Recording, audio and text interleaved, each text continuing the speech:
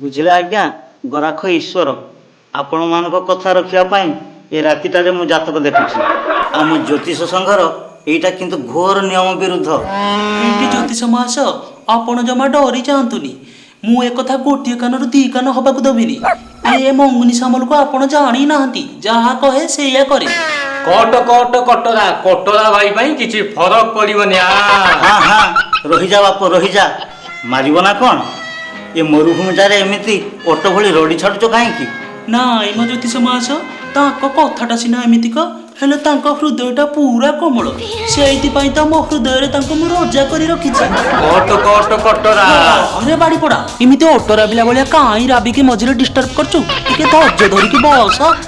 ଏଇଠି ଜ୍ୟୋତିଷ ମହାଶୟ, ତାଙ୍କର ଭାରି ଇଚ୍ଛା ଥିଲା ସିନେମାରେ ଭିଲିଆନ ପାର୍ଟ କରିବାକୁ। ଟିକେ କୋଷ୍ଠୀ ଦେଖି ବିଚାର କରି କହିଲେ ତାଙ୍କର ଏଇ ଆଶା କ'ଣ ପୂରଣ ହବ? କଟ କଟ କଟରା କଟରା ଭାଇ ପାଇଁ କିଛି ଫରକ ପଡିବନି। ଏ ଜ୍ୟୋତିଷ ବୁଢ଼ା ଭାବି ଚିନ୍ତି ଟିକେ କୋଷ୍ଠୀ ବିଚାର କରୁଥିବୁ। ବିଚାରଟା ଯେମିତି କଟରା ସପକ୍ଷରେ ଆସେ, ନହେଲେ କଟ କଟ କଟରା କଟରା ଭାଇ ପାଇଁ କିଛି ଫରକ ପଡିବନି। କଥା କ'ଣ କି ଜ୍ୟୋତିଷ ମହାଶୟ, ସିଏ ଆମର ଅଣ୍ଟା ଭିଡ଼ି ବସିଛନ୍ତି ସିନେମାରେ ଭିଲିଆନ ପାର୍ଟ କରିବେ ବୋଲି। ହେଲେ ସୁଯୋଗର ଦେଖା ଚାହୁଁ ନଥିଲା। ଏବେ ଗୋଟିଏ ସୁଯୋଗ ଆସି ଦାଣ୍ଡ କବାଟ ଠକ୍ ଠକ୍ କଲାଣି ତ ସେଇଥିପାଇଁ ସେ ଭାବ ବିହଳରେ କ'ଣ ନାଇଁ କ'ଣ କହି ପକାଉଛନ୍ତି। ଆପଣ ତାଙ୍କ କଥାକୁ ଧରିବେନି। ନାଇଁ ନାଇଁ, କଥା ଧରିଲେ ଚଳିବ। ଆମ ବ୍ୟବସାୟ ତ ସେଇଆ। ଗରାଖମାନଙ୍କ ମନ କଥା ନ ବୁଝିଲେ ଆମର ଦୁଇ ପଇସା ରୋଜଗାର ହେବ କେମିତି? ବୁଝିଲେ ମଙ୍ଗୁ ମହାରାଣୀ, ଏଥର ପଞ୍ଚମରେ ବୃହସ୍ପତି, ଶନି, ରାହୁ, କେତୁ ସମସ୍ତଙ୍କର ଏକା ଘାଟରେ ମିଳନ ହେଇଛି। ଏଥର ଆପଣଙ୍କର ତ ଜିତାପଟ। ହେଇଟି ଜ୍ୟୋତିଷ ମହାଶୟ, ଆପଣ ସତ କହୁଛନ୍ତି ଟି? ଠିକ୍ କଥା, ସତ କହିବେନି?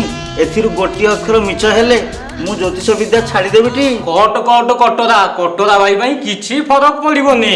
ହେଇଟି ଶୁଣୁଛ ନା ନାଇଁ ବା, ତମେ ଏ ସିନେମାରେ ଭିଲିଆନ ପାର୍ଟ କଲେ ମତେ ଭୁଲି ଯିବନି ଟି?